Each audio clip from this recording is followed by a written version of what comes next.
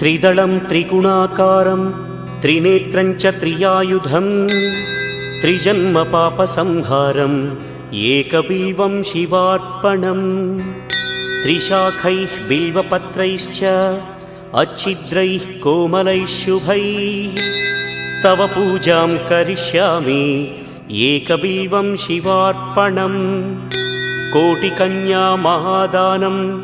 तिलपर्वतकोटयः काञ्चनं शैलदानेन एकबिल्वं शिवार्पणम्